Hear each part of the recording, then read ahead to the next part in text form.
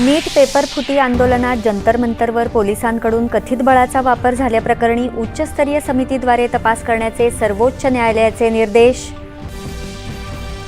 मृत्यूदंडासाठी फाशीची शिक्षा योग्य, इतर पर्यायांचा विचार करण्यासंबंधातील याचिका सर्वोच्च न्यायालयाने फेटाळली.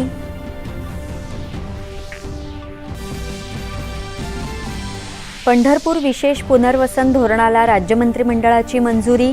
मंदिर परिसरातल्या सुमारे 4,000 कोटी रुपयांच्या विकास कामांना मिळणार गती. सार्वजनिक हिताचा विचार करून कुठल्याही मंत्र्यांचे निर्णय रद्द करण्याचा अधिकार मुख्यमंत्र्यांकडे, शासन आदेश जारी. महाराष्ट्रात परदेशी गुंतवणुकीच्या अनेक संधी असल्याचं सांगत इंडो अमेरिकन चेंबर ऑफ कॉमर्समध्ये मुख्यमंत्र्यांचं राज्यात गुंतवणुकीचं आवाहन. राज्यात अन्न आणि औषध प्रशासन विभागाची उत्तम कार्यवाही सुरू असून ती सुरूच राहील, अशी मुख्यमंत्री देवेंद्र फडणवीस यांची ग्वाही. राज्यात झालेल्या SIR मोहिमेत सुमारे 7,71,00,000 मतदारांची नोंदणी पूर्ण. 2,07,00,000 मतदार नाव समाविष्ट करण्यात ठरले अपात्र.